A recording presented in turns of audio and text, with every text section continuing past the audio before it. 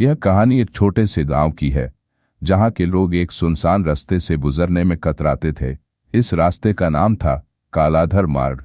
गांव के बड़े बुजुर्ग कहते थे कि यह रास्ता रात के समय बहुत खतरनाक हो जाता है और वहां कुछ अजीब घटनाएं होती हैं। कई साल पहले इसी रास्ते पर एक दुर्घटना हुई थी। एक युवा जोड़ा जो शादी के बाद अपने नए जीवन की शुरुआत करने गांव जा रहा था, उनकी गाड़ी इस रास्ते पर अनियंत्रित होकर एक पेड़ से टकरा गई थी और दोनों की मौके पर ही मौत हो गई थी।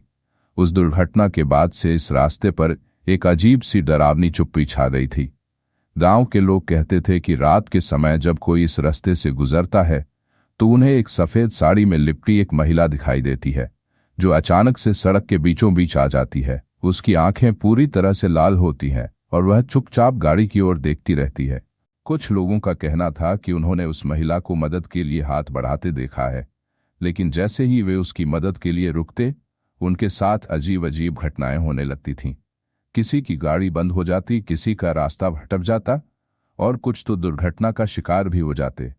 इस डर से गांव के लोग शाम के बाद उस रास्ते से गुजरने की हिम्मत नहीं करते थे। एक दिन गांव में एक नए परिवार का आगमन हुआ जो इन कहानियों से अनजान था।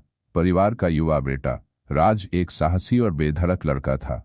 उसने गांव वालों की बातों को अंधविश्वास मानकर अनदेखा कर दिया और उसी रात अपने दोस्तों के साथ कालाधर मार्ग से गुजरने का फैसला किया। रात का समय था, चांदनी रात थी और चारों ओर सन्नाटा पसरा हुआ था।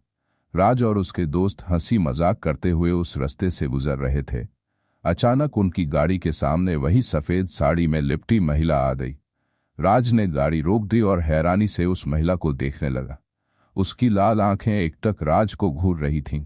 राज के दोस्तों को भय ने घेर लिया, लेकिन राज ने हिम्मत नहीं हारी। उसने गाड़ी से उतरकर महिला से पूछा, तुम कौन हो और यहाँ क्या कर रही हो? महिला ने कोई जवाब नहीं दिया, बस उसकी लाल आंखें और भी ज्यादा चमकने लगीं। अचानक से हवा तेज चलने लगी और चारों ओर अजीब आवाजें गूंजने लगीं। राज को समझ में आ गया कि गांव वालों की बातें सिर्फ अंधविश्वास नहीं थीं। वह तेजी से गाड़ी में लौट आया और दोस्तों के साथ वहां से भाग निकला। उस रात के बाद से राज कभी भी कालाधर मार्ग से नहीं गुजरा। गांव में इस घटना की चर्चा होने लगी और लोग और भी ज्यादा उस रास्ते से डरने लगे। कहते हैं उस रात के बाद से राज के बाल सफेद हो गए थे और वह हमेशा किसी अदृश्य भय से घिरा रहता था।